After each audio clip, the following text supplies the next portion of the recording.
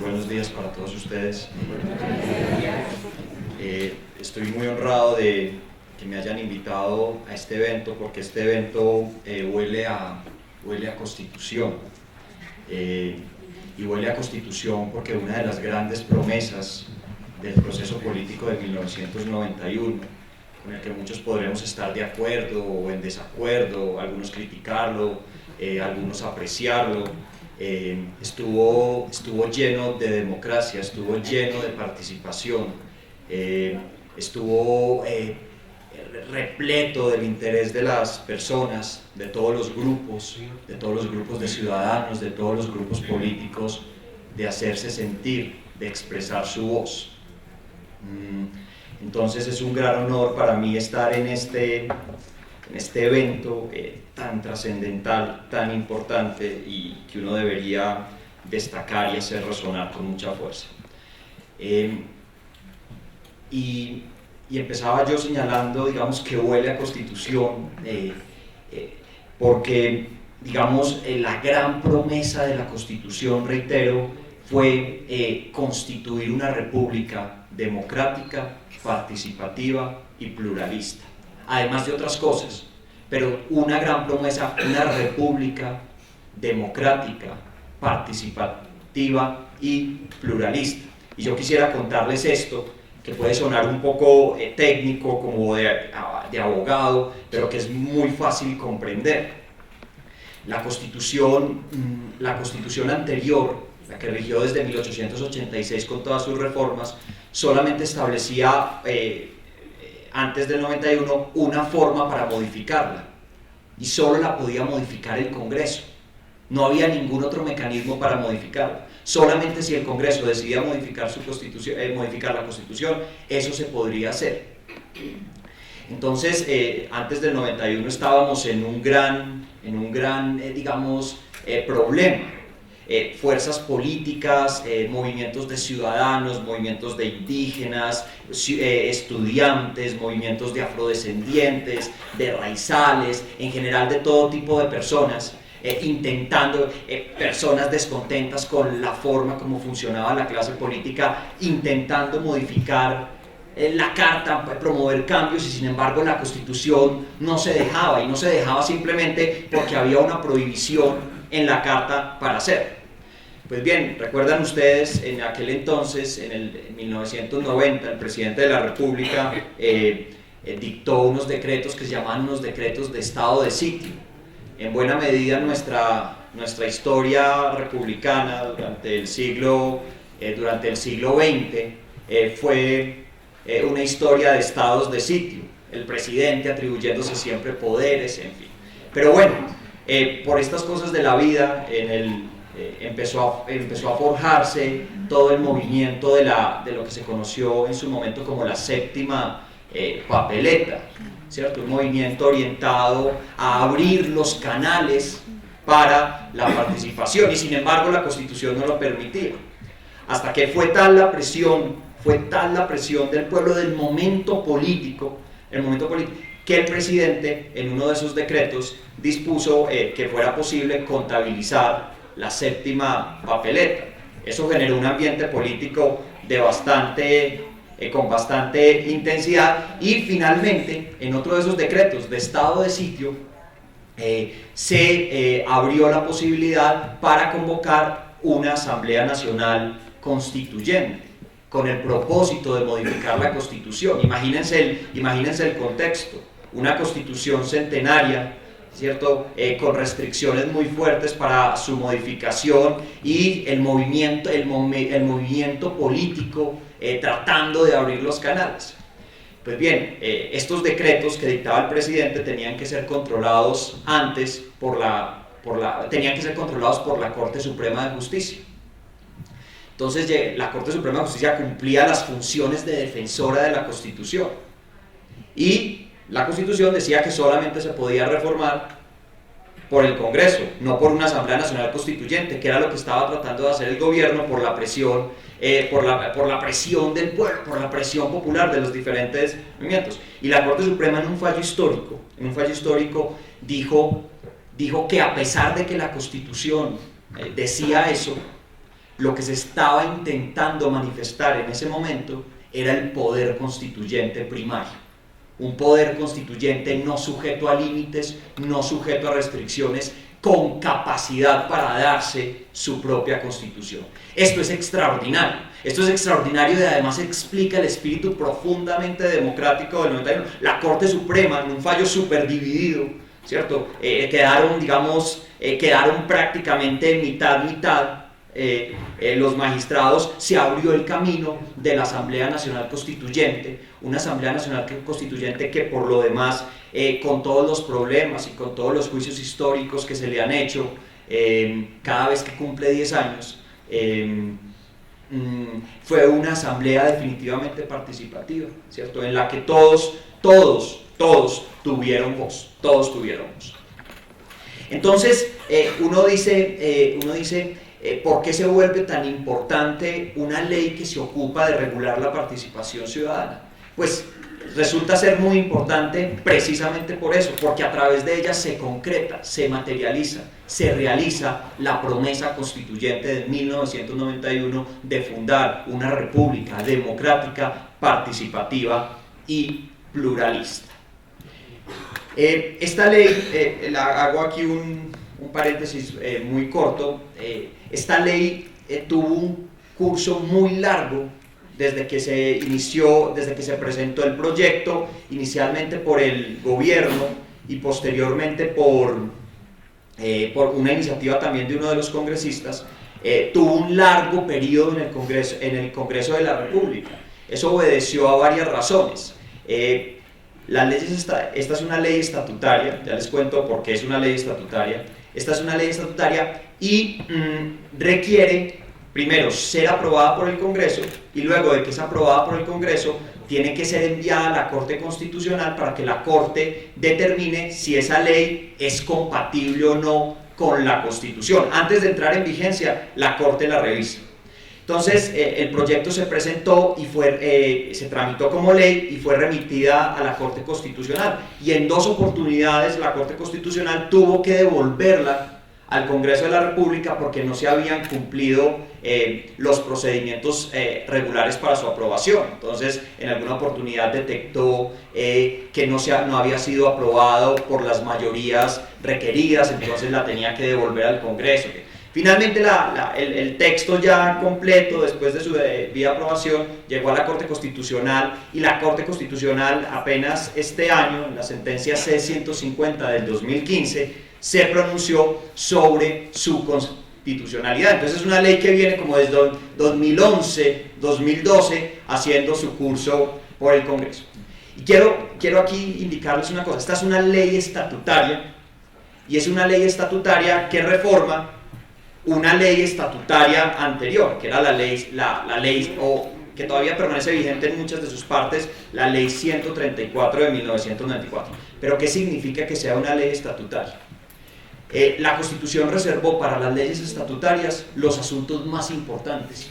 Entonces, a través de leyes estatutarias que se regulan los derechos fundamentales, la administración de justicia, la participación ciudadana, las garantías electorales. Los asuntos más importantes para la Constitución se regulan a través de leyes estatutarias. Entonces tienen un procedimiento muy cuidadoso de elaboración. Por ejemplo, tienen que ser aprobadas por las mayorías absolutas del Congreso. ¿Esto qué quiere decir? Que para su aprobación se requiere un alto nivel de consenso político, porque son tan importantes que tienen que tener un alto nivel de consenso político en el Congreso.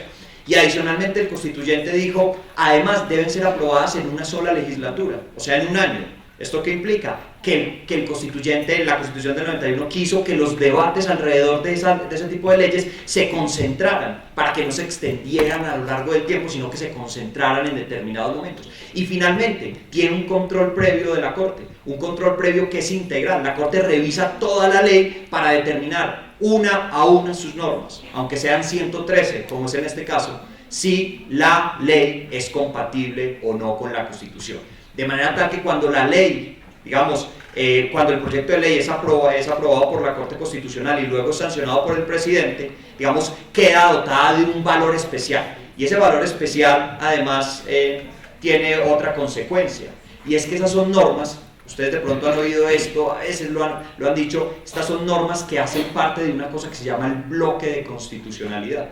Es decir, normas que tienen casi el mismo valor de la Constitución. Por eso cuando se viola una ley estatutaria, uno bien puede decir que se está violando al mismo tiempo la Constitución. Entonces, es una ley muy importante en su estatus. Los asuntos más sensibles para nosotros como sociedad, derechos fundamentales y mecanismos de protección, participación ciudadana, garantías electorales, administración de justicia, lo que más le preocupa a las personas. Yo entonces quisiera como dividir en este tiempo que tengo, que son aproximadamente 38 minutos, a partir de ahora, quisiera dividir como la exposición en las siguientes partes. En primer lugar, quisiera hacer referencia a lo que podría ser la fundamentación constitucional del carácter democrático del Estado. ¿Qué significa y por qué se dice que el Estado colombiano tiene carácter democrático? ¿Por qué se dice en la Constitución del 91?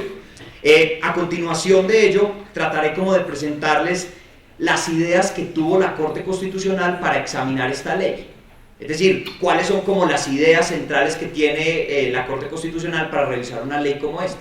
Luego les cuento brevemente cuál es la estructura general de la ley. Es una ley que hay que leer con cuidado porque es una ley a veces larga, a veces densa, ¿cierto? Entonces, ¿cuál es la estructura general? Y luego haré referencia como a los principales cambios en algunos de los mecanismos de participación. Aquí podríamos hablar de muchos temas, pero yo quisiera concentrarme en algunos que además hoy, por esta época, según veo, han estado de moda, digamos, como la discusión sobre el plebiscito, la discusión sobre el referendo, sobre la consulta popular. Entonces trataré como de detenerme en algunos aspectos que pueden ser importantes en este punto. Bueno, y entonces la primera pregunta que uno se hace es, ¿qué supone, qué implica que el Estado colombiano sea democrático? Y esto tiene a veces a uno se le olvida, pero que Colombia sea un Estado democrático con todas sus dificultades significa cosas muy importantes. Primero, que el pueblo es el poder supremo, ¿cierto? Si algo caracteriza a los sistemas democráticos es que el pueblo es el poder supremo. La soberanía radica en el pueblo, dice el artículo 3 de nuestra Constitución. La soberanía no radica en el rey, ni la soberanía está radicada en Dios desde el punto de vista político. No, la soberanía radica en el pueblo. Y esto supone el ejercicio por parte del pueblo de este poder, bien directamente o bien a través de sus representantes. Cuando se manifiesta a través de sus representantes es lo que se conoce como democracia representativa. Y cuando lo ejerce directamente es lo que se conoce como democracia participativa. Las democracias contemporáneas, salvo algunos casos excepcionales como el suizo, digamos, tienen que acudir en la mayoría de las veces a la democracia representativa. Es porque sentarnos todos, 30 millones, a tomar todas las decisiones sobre el contenido de las leyes, pues sería impracticable. Entonces, el carácter democrático supone que hay manifestaciones de democracia representativa a través de representantes y hay manifestaciones de democracia participativa. En algunos momentos nosotros ejercemos directamente el poder político. Dicho eso, entonces, el pueblo ejerce esa democracia o bien, la primera manifestación es mediante actos electivos, mediante el voto. Esa es la manifestación de la democracia representativa. ¿Cómo se concreta la democracia representativa? A través del voto, a través de la elección de quienes me van a representar, Esto es muy significativo, no es cualquier cosa. El voto es un acto muy importante, es quién va a tener la voz por mí. Y la segunda manera, entonces, la democracia participativa, es que el pueblo y las organizaciones sociales intervienen en el ejercicio y el control del poder político. Entonces, democracia representativa, democracia participativa, democracia representativa a través de actos electivos, democracia participativa a través de la intervención directa del pueblo y de las organizaciones sociales. Y adicionalmente, y esto es muy importante, la democracia no es simplemente el triunfo de las mayorías. La democracia también supone, y lo supone hoy más radicalmente que nunca, la protección de las minorías. Las democracias no solamente es reitero, el amparo de las decisiones mayoritarias, sino también el respeto de las minorías. Y esto se refleja, por ejemplo, en grandes debates en Colombia. Por ejemplo, el derecho de las comunidades indígenas a ser consultadas previamente cuando se va a intervenir su territorio. Aunque sea un gran plan de desarrollo que va a generar grandes efectos para el país, grandes ingresos, hay comunidades que son especialmente protegidas por la Constitución y que tienen que ser consultadas previamente. Sus derechos no pueden ser utilizados, no pueden ser eliminados por las mayorías. Esto antes no era así. Recién terminó la Revolución Francesa, fue el triunfo de las mayorías, ¿cierto? Y la mayoría era la mayoría burguesa, ¿cierto? Hoy ya la democracia no es el triunfo de las mayorías, es la coordinación entre mayorías y minorías, y muchas minorías están especialmente, piensen en comunidades afrodescendientes, indígenas, comunidades raizales y palenqueras, entre muchas otras. Bueno. El carácter participativo de nuestra democracia indica, digamos, hay unas ideas muy importantes, y debe profundizarse en cuanto sea necesario, absolutamente necesario, la democracia representativa, y debe profundizarse en cuanto resulte posible la democracia participativa.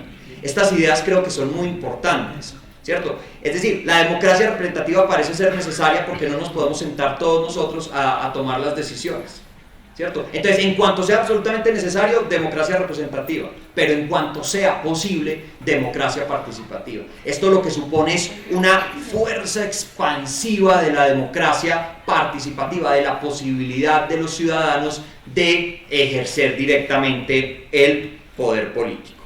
Entonces, hemos dicho lo que supone el carácter democrático del Estado, hemos dicho lo que supone que sea una democracia participativa, esto es, en cuanto sea necesario la democracia representativa, en cuanto sea posible la democracia participativa.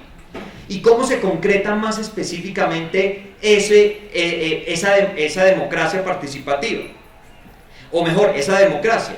Hay un artículo importantísimo en la Constitución que los interesados en la participación no pueden dejar de leer, que es el artículo 40.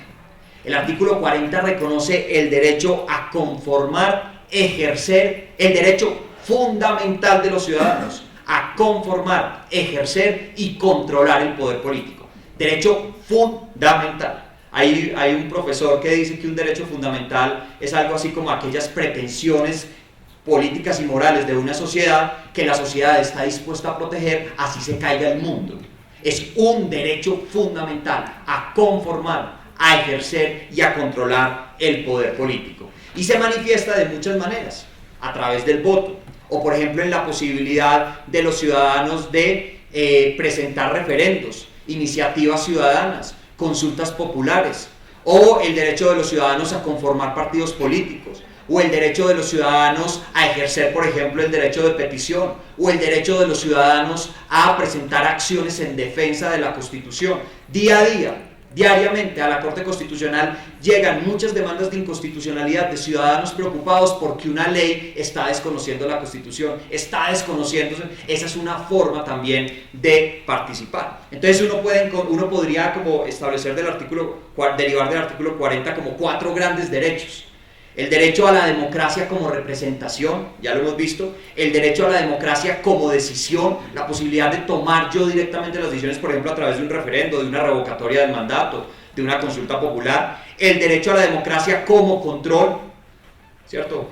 Cuando se ejerce control social, cuando se ejerce veeduría, se está ejerciendo el derecho a la democracia como control, porque acuérdense que el 40 es el derecho a ejercer, conformar y controlar el poder político, y también el derecho a la democracia como posibilidad de organizarse políticamente, porque el artículo 40 también permite la conformación de partidos y movimientos políticos. Entonces tenemos una Constitución que hace una gran promesa en su artículo primero: democracia, democracia participativa, una república democrática, participativa y pluralista, y que luego se concreta en este gran artículo 40.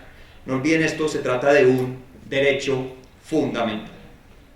Bueno, y esto entonces ya tiene algunas consecuencias específicas que fueron consideradas, que han sido consideradas por la Corte Constitucional para evaluar leyes como estas. Y la primera gran idea es el carácter expansivo de la democracia. La democracia tiene un gran poder de penetración en todos los escenarios, donde se discuten problemas públicos o privados. Y miren, la democracia no es solamente la democracia en el Congreso, la democracia es la democracia en la familia, la democracia es la democracia en el conjunto residencial. Miren, hay por ejemplo una discusión vieja. Si ustedes recuerdan, cuando se trata de conjuntos residenciales, el voto de cada persona en principio vale según su propiedad. Entonces, si usted tiene una propiedad privada muy grande, su voto vale más que aquel que tiene una propiedad más pequeña. Es lo que se denomina en esa ley coeficientes de copropiedad. Entonces, ¿cuántos coeficientes de copropiedad hay? Entonces cada uno vota y así se conforman las mayorías. Una vez un ciudadano demandó eso y dijo, ¿pero por qué? Si la democracia, un principio de la democracia es que cada persona tiene un voto y su voto tiene el mismo valor.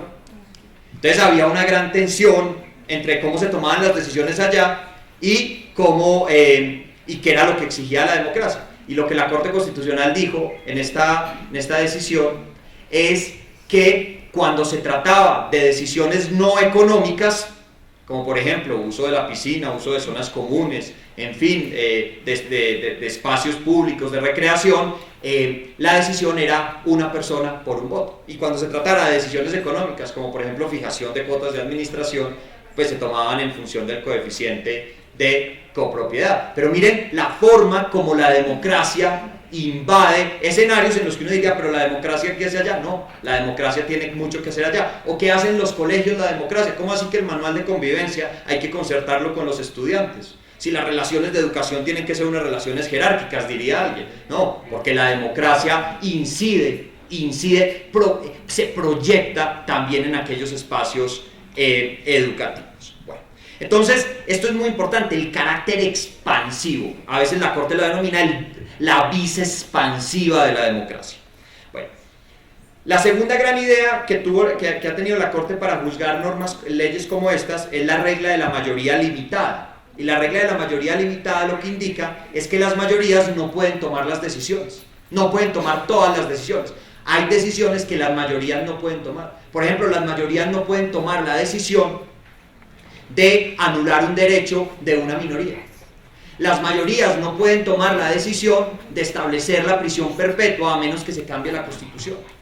Tampoco pueden establecer las mayorías que las comunidades, las personas de la tercera edad no tienen derecho a tal cosa, porque no está una regla básica de la democracia es la de la mayoría limitada. Adicionalmente, otra gran idea en relación con el juzgamiento de estas normas es los ciudadanos tienen la libertad de asumir actitudes activas o pasivas frente a la democracia. Naturalmente, todos diríamos qué bueno que se trate de una ciudadanía activa, ¿cierto? Que participe ampliamente en los procesos, en fin, ese es un buen ideal, pero también existe una libertad constitucional, ¿cierto?, de asumir actitudes pasivas. Y las actitudes pasivas se pueden asumir de diferentes maneras.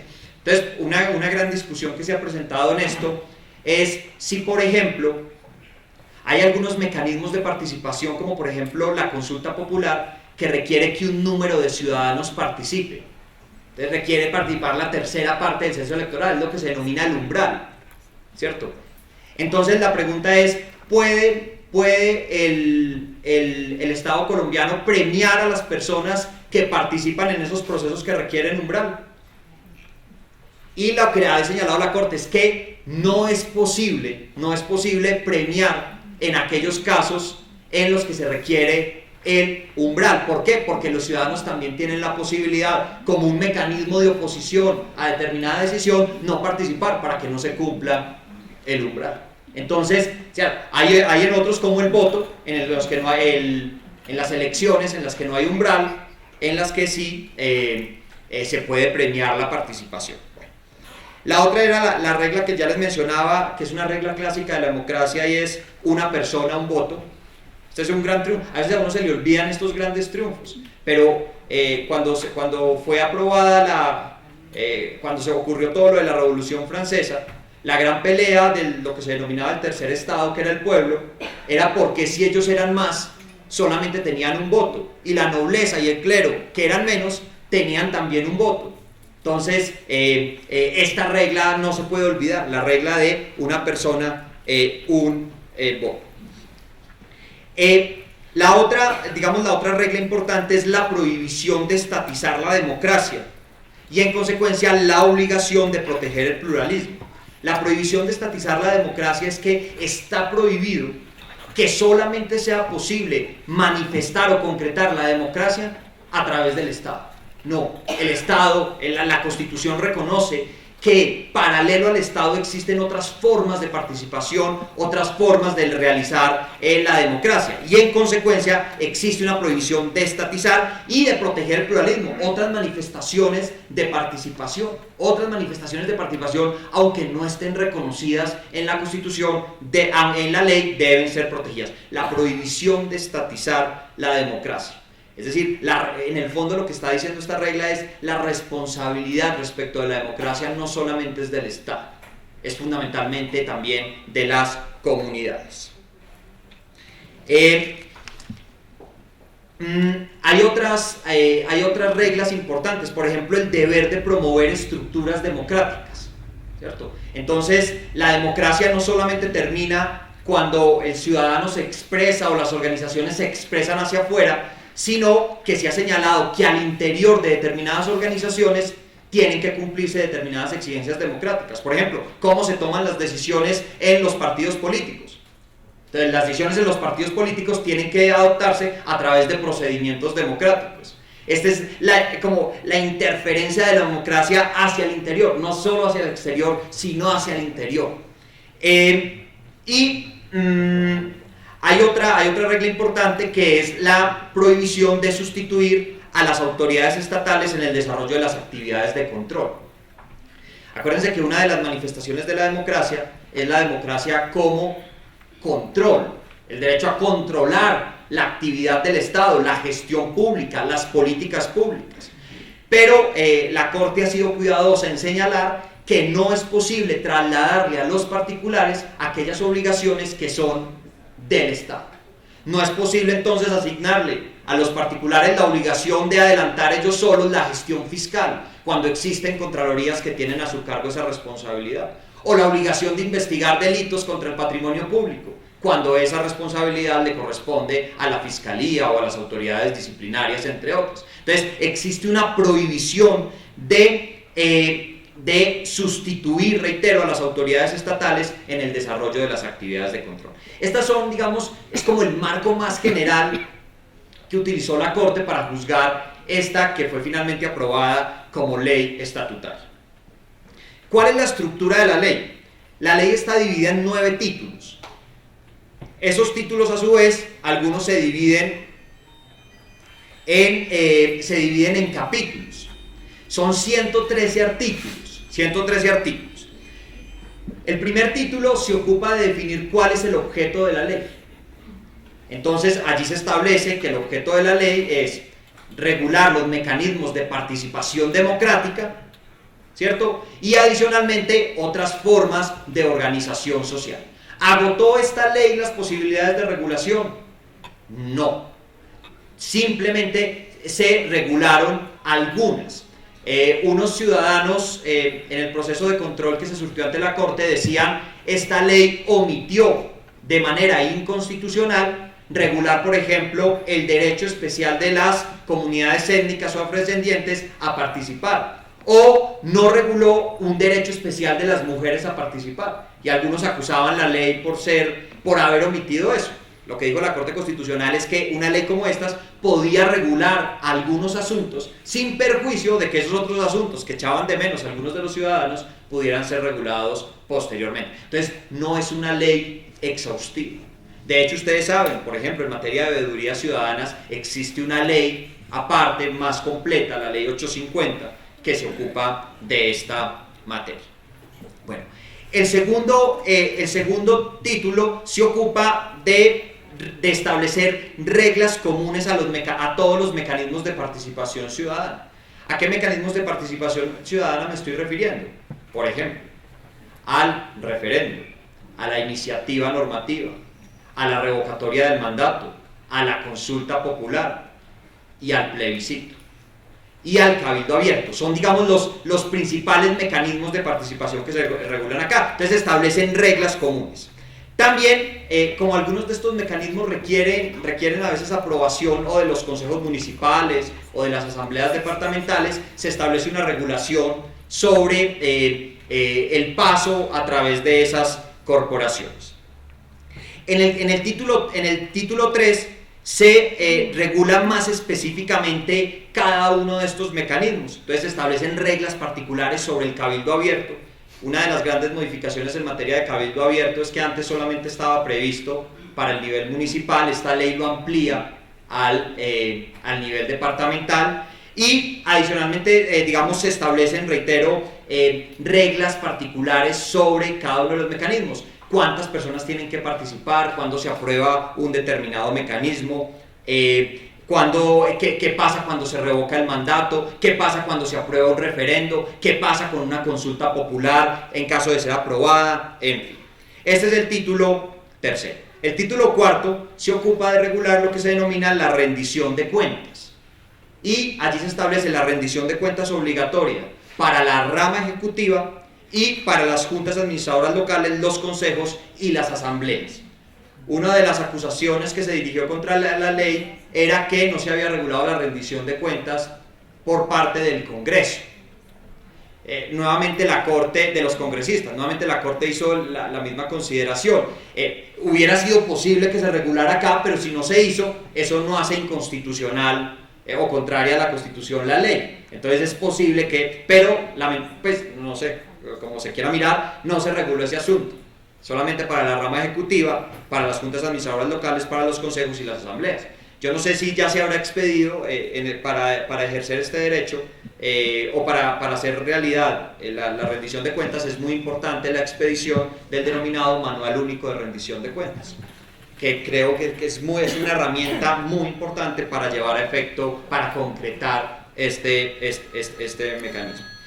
En el título quinto es un gran título que se denomina del control social a lo público. Es un título que tiene problemas en su denominación técnica porque es un gran título del control social a lo público y uno de sus capítulos es del control social a lo público. Pues debería ser, debería ser otra cosa, porque esa sería una de sus especies. El género es del control social a lo público, pero una de sus especies es del control social a lo público. Bueno, parecería raro, y allí se establecen todos los mecanismos a través de los cuales los ciudadanos pueden hacerle control social a la gestión de las autoridades del Estado. Entonces se reconocen derechos que siempre se han reconocido, como por ejemplo la posibilidad de ejercer el derecho de petición, la posibilidad de presentar acciones populares, la posibilidad de ejercer, digamos, de hacer control a los procesos que adelantan las entidades, en fin. Y se establecen algunas normas también en ese título sobre las veedurías ciudadanas, que no son cambios. He hablado con algunas personas, digamos, que están ahí en el medio de las veedurías, dicen que no son cambios radicales los que se hicieron en esta ley en materia de veedurías. El título sexto se denomina de la participación social ante las corporaciones públicas de elección popular y ante el Congreso de la República. Entonces la participación ante el Congreso, ante las asambleas y ante los consejos. ¿Cómo los ciudadanos pueden participar en las discusiones que se adelantan en cada una de esas corporaciones? ¿Cómo pueden solicitar información de lo que allí se hace? Entonces se ocupa de regular específicamente cómo mira el ciudadano a las corporaciones públicas para saber qué proyectos están adelantando y cómo podrían ellos intervenir. En el capítulo séptimo, que a mi juicio es uno de los más importantes de esta ley, este título se denomina de la coordinación y promoción de la participación ciudadana. Creo que era una gran deuda que se tenía con la participación. ¿Y qué es lo que hace este título? Regula, institucionaliza toda la participación ciudadana. Entonces crea, por ejemplo, el Consejo Nacional de Participación Ciudadana, establece cómo se promueve la participación ciudadana en las administraciones departamentales, municipales y distritales, establece una regulación específica sobre la financiación de la participación ciudadana. En otras oportunidades que hemos tenido oportunidad de encontrarnos, yo le decía a alguien, mire, esto fue importantísimo.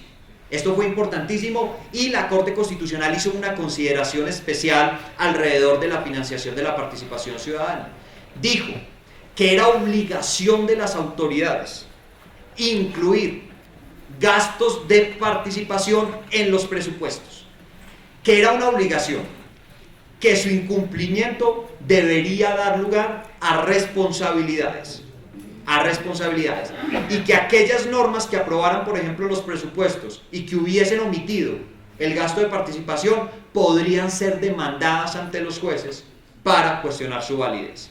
Esto no lo dice la ley, lo dijo la Corte Constitucional porque entendía que el gasto de participación es central, los recursos son centrales para hacer efectivos estos mecanismos. El incumplimiento de las autoridades en este punto, lo dijo la Corte, da lugar a las responsabilidades por parte de los funcionarios encargados de ello y adicionalmente esos actos pueden ser demandados ante, bien sea el Tribunal Contencioso Administrativo o ante el juez que sea competente para exigir su incorporación.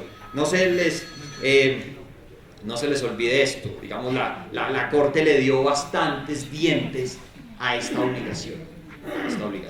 Bueno, regula finalmente otras cosas, el título 8º, que son las denominadas alianzas para la prosperidad.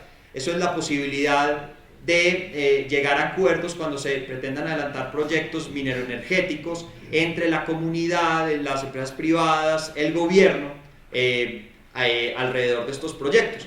Fue acusada porque la expresión alianzas para la prosperidad se asociaba a un gobierno especial. Entonces un ciudadano dijo, ¿cómo es posible que en una ley de participación se incluya un nombre que corresponde a un programa de un gobierno? Y la Corte Constitucional consideró que no existía, digamos, ningún problema por eso, ¿cierto? Digamos, pues es una opción, es un buen o mal nombre, pero digamos eso no lo hace inconstitucional. Y muy importante señalar, como se trata de acuerdos para proyectos mineroenergéticos, dice la ley y dijo la Corte Constitucional claramente que eso nunca sustituía de ninguna manera el deber de realizar consulta previa cuando se afectaran a comunidades étnicas. Y el último título, que es el título 9º, es el que se denomina título de disposiciones válidas.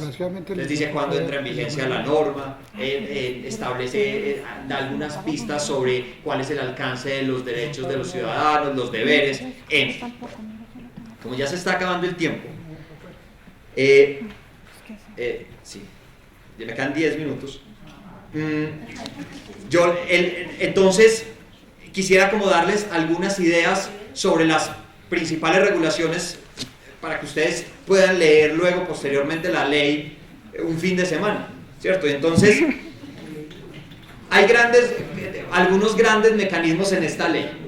El primer mecanismo es el denominado iniciativa popular legislativa y normativa.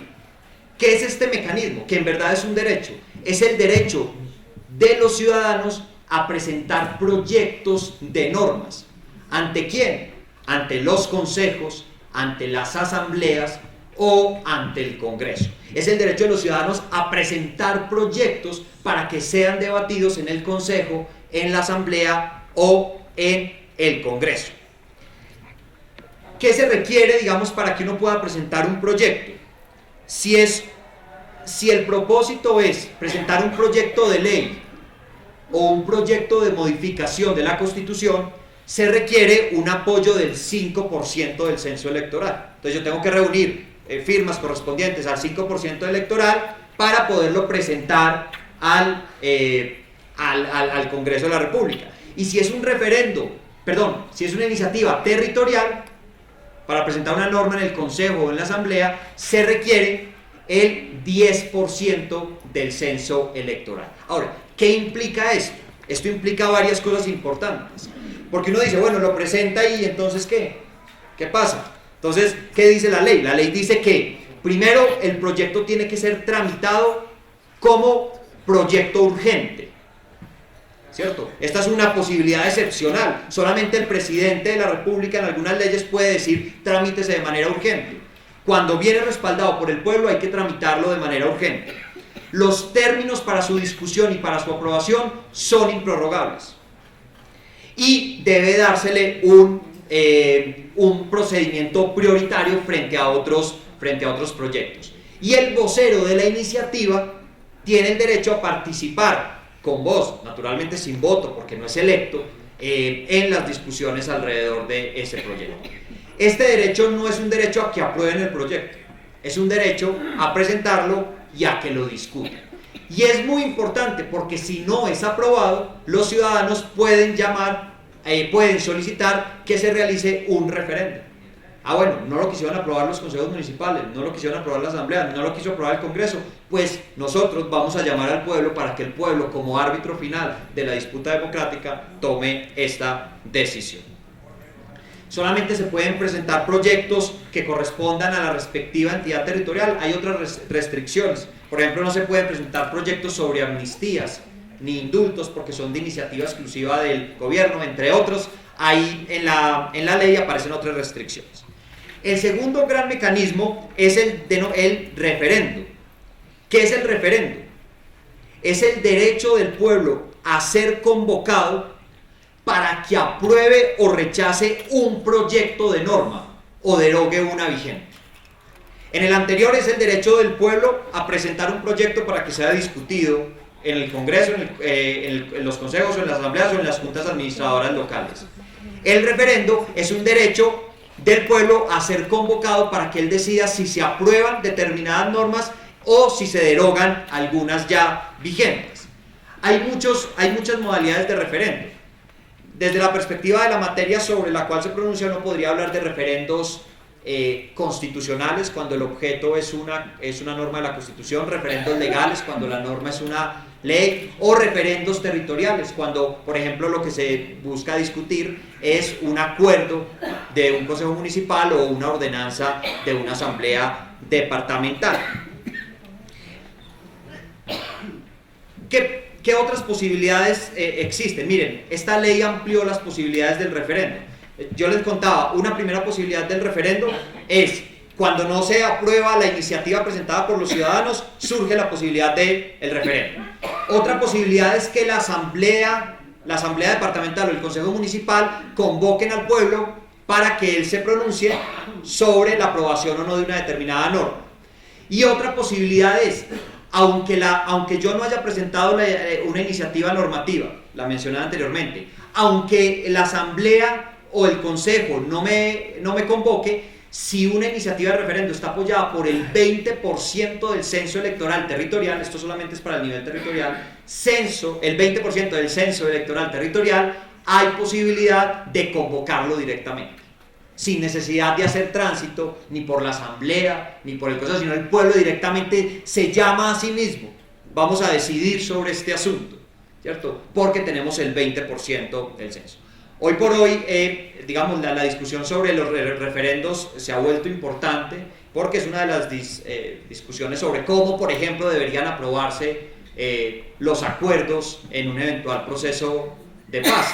Lo que yo quisiera destacar simplemente acá es para que un referendo sea aprobado, se requiere que participe la cuarta parte del censo electoral, ya sea en el nivel nacional o en el nivel territorial, y lo apruebe la mitad más uno. ¿Qué se aprueba? Reitero, se aprueban normas. Entonces lo que tendrían que someterle al pueblo en un referendo es un proyecto de norma. Está cualquier norma. ¿Cierto? El otro mecanismo es la consulta popular. La consulta popular tiene por objeto preguntarle al pueblo un asunto de trascendencia nacional o territorial. ¿cierto? Hacerle al pueblo una pregunta de trascendencia nacional o territorial. No se le somete una norma, sino una pregunta. ¿Está usted de acuerdo con impulsar el proceso de paz? No sé. ¿O no está de acuerdo con eso? ¿Cierto? Se le hace una pregunta, no es un proyecto de norma. Esto es lo que lo diferencia radicalmente del referéndum. Antes de la ley, de esta nueva ley, solamente podía convocar a la consulta popular el presidente, el gobernador o el alcalde, ¿cierto? A raíz de esta modificación es también posible que el pueblo promueva la convocatoria de una consulta popular. Sobre esto hubo una discusión importante en la Corte. Finalmente la Corte declaró constitucionales estas normas, y si es una iniciativa de consulta popular nacional se requiere el 5% de apoyo del censo electoral, y si es una iniciativa territorial se requiere del 10% del censo electoral. Para aprobar una iniciativa de estos, ¿qué se requiere? Que participe la tercera parte del censo electoral, no la cuarta como en el referendo, la tercera, o sea, es un umbral más alto, y que sea aprobado por la mitad más uno de los participantes. Aquí miren que lo que se hace una pregunta general que tiene que implementarse a través de diferentes vías. Puede ser que tenga que implementarse por el Congreso, o que se tenga que implementar por el presidente, o por el gobernador y la asamblea, o por el alcalde y el consejo. Lo cierto es que si, por ejemplo, el Congreso no aprueba una ley que sería obligatoria para implementar la decisión del pueblo en una consulta popular, el presidente lo puede hacer mediante un decreto, ¿cierto? Es un mecanismo bastante interesante, pero requiere una participación mínima también muy alta. Hay algunos asuntos que no se le pueden consultar al pueblo. Por ejemplo, en el nivel territorial no se le puede hacer una pregunta del nivel nacional, ¿cierto? Solamente se le puede hacer preguntas del nivel territorial. ¿Cómo? No, porque es decir, hay asuntos, por ejemplo, la fijación de delitos y de penas. Hay asuntos que solamente le corresponden al Congreso. Imagínense ustedes los consejos municipales aprobando allá delitos, ¿cierto? Es un asunto nacional. Ahora, lo más complejo es determinar cuándo un asunto es nacional y cuándo es territorial. Esa es la gran discusión. Esa discusión se ha presentado alrededor de algunos debates importantes aquí en Bogotá, por ejemplo. En fin, bueno. El otro mecanismo que existe, que también se denomina consulta popular, ya voy acabando, es la consulta popular constituyente. La consulta popular constituyente tiene por objeto preguntarle al pueblo si está de acuerdo con convocar una asamblea nacional constituyente a fin de modificar la Constitución. Este asunto también ha aparecido en el último tiempo, ¿cierto? Entonces, ¿cómo se convoca aquí una asamblea nacional constituyente? El Congreso tiene que aprobar una ley mediante la cual se convoca al pueblo para que el pueblo se pronuncie si está de acuerdo con convocar una asamblea nacional constituyente, ¿cierto? Es un proceso bastante complejo, pero es que se trata de una forma de modificar la Constitución. ¿Qué dice la Constitución sobre esto? Que para que se apruebe la convocatoria a una asamblea nacional constituyente, es que ese es el mecanismo más difícil de aprobar, se requiere que lo apruebe la tercera parte del censo electoral, no que participe la tercera parte del censo electoral como en el caso de la consulta popular o en la cuarta parte en el referendo, que lo apruebe la tercera parte del censo electoral, que es bastante difícil, pero ahí está, digamos, este camino. Claro, es que como a través de la Asamblea Nacional Constituyente podríamos, por ejemplo, derogar la Constitución, pues digamos hay que asegurarse que la voluntad popular tenga claro que ese es el propósito. Bueno, el otro mecanismo es el plebiscito. Aparentemente está en proceso de algunos ajustes en el Congreso de la República. El plebiscito, tal y como está hoy regulado, tiene por objeto someter al pueblo una decisión política del presidente de la República. Solamente del presidente de la República. El plebiscito solamente es en el nivel nacional, no hay plebiscito en el nivel territorial. Se ha discutido mucho sobre su carácter obligatorio. Si se somete una decisión política, digamos, no es una consulta al pueblo como la consulta popular, no es un proyecto de norma como en el referendo, una decisión política. Algunos dicen que en verdad es simplemente un acto político como de respaldo, de rechazo a una decisión del presidente de la República. Pero no, pero digamos no hay más regulación sobre eso.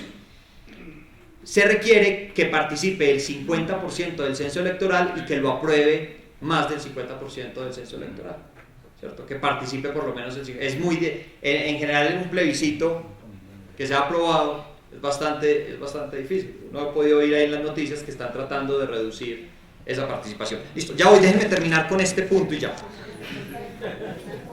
La revocatoria del mandato, que es el último gran mecanismo que se establece en la Constitución.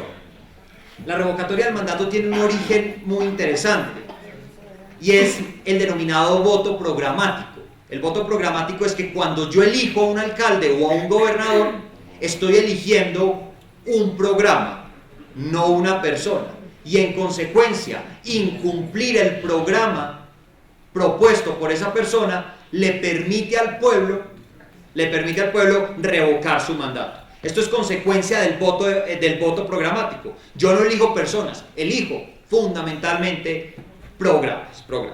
Entonces, uno podría denominarlo como un derecho político mediante el cual los ciudadanos dan por terminado el mandato de alcaldes o gobernadores. Hoy solamente está previsto para alcaldes y gobernadores. Bueno, algunas simplemente para contarles qué ha pasado. Miren, en la ley, por allá en el 94, en la ley 131 del 94, se establecían las siguientes reglas para que pudiera abrirse paso una revocatoria del mandato. Se decía que debía ser solicitado por el 40% de las personas que participaron en la votación del alcalde o gobernador. El 40%, solicitado, para presentar la solicitud, el 40%. Que para que la votación fuera válida, tenía que participar el 60% de la votación registrada el día de las elecciones del anterior alcalde o de gobernador, y que adicionalmente tenían que aprobar la revocatoria el 60% de los que participaron. Entonces era una regla de 40, 60 y 60. Entonces 60 de los que habían participado en la elección para que fuera válida la votación, y tenían que lo revocaban el 60%. Luego, como no había sido posible profundizar este mecanismo, entonces se redujeron las exigencias. Entonces ahorita se establecía que la solicitud la podía presentar el 40% del total de votos del elegido. Antes era de votos de la elección. Ahorita era el 40% del voto de los elegidos, que debía participar el 55% de la votación válida de ese día. Entonces ahí se empezaban a reducir. Y que se aprobaba la revocatoria cuando votara la mitad más uno. Sin embargo, parece que la revocatoria tampoco tuvo efectos, digamos, pudo implementarse en mayor medida, al menos esto se deduce de los debates en el Congreso, y la actual ley lo que hace es establecer que para que sea posible presentar la iniciativa se requiere el apoyo del 30% de los votos obtenidos por el elegido. El 30%, antes era el 40% de los votos obtenidos por el elegido, antes el 40% de los votos de la respectiva elección, no del elegido. Ahora, 30% de los votos del elegido tiene que votar al menos el 40% de la votación total válida del día en que se eligió. Recuerdan, antes era el 60%, luego el 55%, ahora el 40%. Y lo revocaría la mitad más uno. Esto con el propósito, según se derivaba según se derivaba de los antecedentes en el Congreso, con el propósito de ampliarlo. Esto plantea tensiones muy fuertes, porque a veces la revocatoria puede llevarse a efecto con un número muy reducido de votos si se le compara con los votos, por ejemplo, obtenidos por el respectivo mandatario municipal, distrital o departamental. Bueno, estas eran más o menos, hay muchas otras cosas. Ustedes pueden hacer una cosa si quieren un poco profundizar en esta ley, pues además de leerse con cuidado la ley. En la sentencia C-150 del 2015, la Corte cierra con un capítulo de conclusiones. que pueden ser como un manual de lectura de la ley. Entonces uno puede, porque la sentencia es un poco larga, entonces bastaría de pronto por ahora con el capítulo de las conclusiones para seguirle la pista a esta ley. Les agradezco mucho y los felicito mucho por esta iniciativa. ¿Cómo se corrige? Entonces, si es un error mecanográfico, bueno, entonces si no es, bueno, por si hiciera un error mecanográfico, existe uno que se llaman los decretos de corrección de yerros, ¿cierto? Siempre y cuando uno identifique que claramente la voluntad del Congreso era una y se equivocó en la... Entonces, si no es eso, no hay otro camino diferente a la aprobación de una nueva norma estatutaria, ¿cierto? Si es un término, no hay otro camino diferente. Si es una materia estatutaria, y en principio todos los asuntos regulados en la ley estatutaria, pueden existir asuntos en una ley denominada estatutaria que no sean necesariamente estatutarios, digamos que no sean, por ejemplo, que en una ley estatutaria, voy a decir cualquier cosa porque no se me viene ahorita otro ejemplo, se regule algo sobre la propiedad horizontal en esta ley estatutaria, sobre los conjuntos residenciales. Eso no es un tema de ley estatutaria, sino que es un tema de ley ordinaria. Entonces podría modificarse a través de una ley ordinaria. Pero si es un tema estatutario, como creo que lo es, por lo que usted dice, no habría otra alternativa. Ahora, ¿cómo se regula eso? ¿Cómo se reglamenta? El presidente de la República, al igual que en el resto de leyes ordinarias, tiene la facultad de expedir decretos reglamentarios. Ahora, hay competencias que se le asignaron específicamente a algunas autoridades. Por ejemplo, el manual único, la expedición del manual único de rendición de cuentas, que se estableció allí una competencia particular. Pero el camino para reglamentar, que reglamentar no es nuevamente regular, sino precisar para asegurar la puesta en práctica de la medida a través de los decretos. Esa es una competencia que tiene el presidente directamente con fundamento en el numeral 11 del artículo 189 de la Constitución. ¿Esta ley tiene algún artículo que le diga al alcalde o al consejo o a la asamblea el tope de los programas que tiene que del plan de desarrollo que tiene que entregar? Porque hay veces se dice que entregan el 20% y eso está aprobado. O sea, no. ¿Hay algún artículo que le diga al alcalde cuál monto tiene que entregar en el plan de desarrollo? Es posible que algo sobre ello esté incorporado en la ley orgánica del Plan Nacional de Desarrollo, que es la ley 152 de 1994, y de pronto algo en el Estatuto Orgánico de Presupuesto, el decreto 111 de 96, bueno, no sé, creo que de pronto en esas disposiciones podría haber algunas pistas sobre eso. En esta ley no hay nada sobre ello, Colombia se está preparando para un conflicto y un mecanismo de participación ciudadana para, de comillas, avalar ese proceso. Usted fue muy explícito en los 4 que nos explicó acá: referéndum, plebiscito, consulta, etc. Desde su punto de vista como jurista, como magistrado, ¿cuál sería el mecanismo más adecuado para que la ciudadanía pudiera avalar ese proceso? Hombre, no, yo no sé y creo que no puedo, no sé, digamos todos, no sé, todos tienen sus riesgos, todos tienen sus tienen sus desafíos, lo único, no, pues es cierto, más o menos esa es la idea. Nosotros somos ciudadanos que ejercemos veedurías y estamos hablando de mecanismos de control y de comunicación, en donde estos mecanismos nos dan muchas herramientas para nosotros poder tener injerencia a nivel de veedurías, digamos, seguimientos. ¿Por qué no hay una pedagogía o por qué no hay una parte en donde eduquen al ciudadano en esto? Porque esto es complicado y harto. La única no, si usted dice fin de semana para leer, uno queda azul. Pero si hubiese personas que nos dieran toda esa información como masticadita para poder ejercer, ¿sí?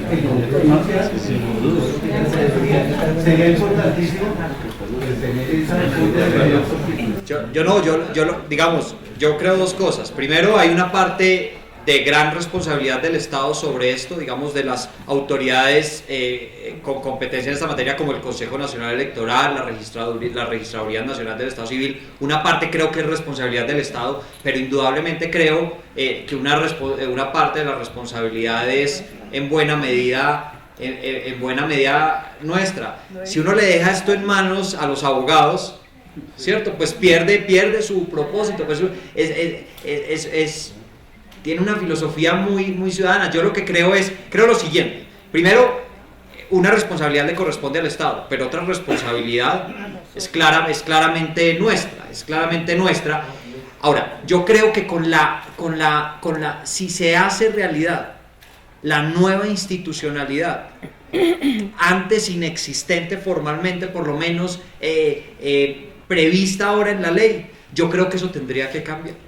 La creación de un Consejo Nacional de Participación Ciudadana, la obligación de crear oficinas en el territorio, de secretarías encargadas de divulgar los mecanismos de participación, la obligación de incorporar gastos de participación en los mecanismos. Entonces, ahí lo que uno sí tiene que hacer es empezar a hacer veeduría y control de que eso se cumpla. Yo, digamos, por eso insistía tanto en lo que dijo la Corte en esa oportunidad. Entonces, sí, probablemente falta pedagogía a cargo del Estado, pero creo que uno no podría esperar que todo, y este es un buen escenario, digamos, la veeduría hace un gran esfuerzo por crear espacios para esta divulgación. Claro, esto necesita seguramente talleres particulares en donde uno se siente, hombre, qué significa el 5% del censo electoral, cómo se cuenta eso, cómo se presenta una iniciativa ante la registraduría, cuántos votos, necesito firmas, qué hace el vocero, qué hace el comité promotor, bueno, todas esas cosas que yo creo, pero lo primero es el fin de semana hacer lectura de la ley. ¿Cuántos mecanismos de participación ciudadana hay y cómo cuál va el orden? Entonces, empecemos. La consulta popular. La consulta popular puede ser una consulta popular normal, es decir, para una decisión aprobada, una consulta hecha por el presidente de la República, el gobernador o el alcalde. Puede ser una consulta popular también por iniciativa popular, y puede ser también una consulta para convocar la Asamblea Nacional Constituyente. Ahí tendría uno como siete formas de consulta popular. En materia de referendo, pues hay referendos nacionales, territoriales, hay referendos que aprueban leyes o que aprueban normas, hay referendos que derogan normas, hay referendos para modificar la Constitución. Bueno, ese es el otro. Entonces ahí tenemos, digamos, uno tendría ahí sumando como 11, como 12. Revocatoria del mandato, digamos, hay revocatoria del mandato departamental y municipal, ¿cierto? Hay plebiscito, el plebiscito solo es nacional, ¿cierto? Revocatoria, y hay iniciativa popular, normativa y legislativa, ¿cierto? Que tendría diferentes variantes. Y está el cabildo abierto, naturalmente, que es naturalmente, estaba pensando en los mecanismos de estudios de participación, pero claramente las veedurías y todas las actividades otras de control social son mecanismos de participación. Acuérdense que la democracia es el derecho también, no solamente a conformar, a ejercer, sino también a controlar. Por eso también son mecanismos de participación. Ahora, si hay una jerarquía entre ellos, creo que no.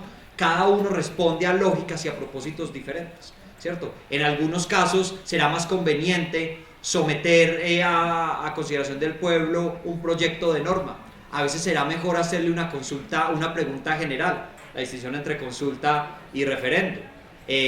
A veces será mejor hacer un plebiscito, no sé, no hay ninguna jerarquía, es dependiendo del propósito. Lo que yo sí creo es que uno no le debe tener miedo a la democracia, ¿cierto? No le debe tener miedo a la democracia. Si estamos en un sistema democrático, no hay por qué tenerle miedo a la democracia. Que la gente participa, se une, pero si uno no está avalado por una organización, por una institución, no se le respeta y no se le responde. Entonces, como veedor ciudadano, uno puede exigir una serie de documentos y cosas a una institución. Si uno no se encuentra avalado por la veeduría, esta institución no le da respuesta a uno. Entonces, ¿hasta qué alcance tenemos nosotros los ciudadanos, sin constituirnos legalmente, de que nos respalde verdaderamente la ley y la institución como tal, que diría yo, la legislación, para poder ejercer concretamente y bien esa parte de veeduría? Porque a veces a uno le dicen, si usted no está constituido legalmente, no tiene ninguna participación, ni de voz, ni de exigencia en cuanto al manejo y a la regulación de los recursos en una localidad, o podemos decir en el distrito. Si uno lee el capítulo específico del control social a lo público en esta nueva ley, encontrará que hay un amplio reconocimiento de mecanismos que se le reconocen a los ciudadanos con independencia de su integración a organizaciones sociales, en fin. Naturalmente pueden existir algunas restricciones, pero por ejemplo, el ejercicio, ahí se menciona como uno de los mecanismos de control de la acción de tutela, por ejemplo. Si uno afirma que el derecho a la participación es un derecho fundamental, ¿cierto? Si uno hace esa afirmación, que es una afirmación indiscutible hoy en el estado actual del derecho constitucional colombiano, inmediatamente entonces uno puede invocar la acción de tutela para proteger esos derechos. Entonces, lo que yo creo es que probablemente falta mayor actividad alrededor de este punto. Miren, a la Corte Constitucional llegan aproximadamente al mes 60.000 expedientes de tutela de todo el país para su eventual selección. 60.000. Imagínense eso, esto refleja el país, ¿cierto? Pero los casos en los que uno ve discusiones profundas alrededor de la participación ciudadana son muy reducidos. Entonces ve uno más que todo discusiones alrededor de lo que es muy importante para las personas: pensiones, salud, derecho de trabajo, educación, derecho de petición, a veces, pero petición para resolver problemas. Pero ve uno, digamos, no constata uno un grande debate sobre participación ciudadana. Creo que ahí están a la mano en esta nueva ley, ¿cierto? Porque yo creo que un avance de ese capítulo del control social a lo público es que dijo, mire, el control social a lo público se ejerce a través de los siguientes derechos. Tal, todos los ciudadanos lo pueden hacer. Y si eso es un derecho fundamental, pues es susceptible de ser exigible mediante la acción de tutela. Y creo que en esto a los ciudadanos les claro, uno siempre es escéptico con esto. Uno dice, no, pero es que esto no, esto hay que hacerlo. Si una autoridad, pero digamos eso este es un problema seguramente de derecho disciplinario, ¿cierto? Si una autoridad incumple una de las obligaciones establecidas en la ley estatutaria, la ley 734 establece sanciones para eso. Ahora, que esto sea difícil en la práctica, probablemente es difícil, pero que esto es diferente a lo que ocurría antes de 1991, es una verdad radical. Es una verdad radical. Ahora, indudablemente, a todos nos ha pasado y somos escépticos frente a algunas cosas, pero yo creo que hay que, no sé, hay que seguir pedaleando con esto porque vale la pena, a pesar de que a veces nos vaya mal, pero hay que creer, yo creo, ¿cierto?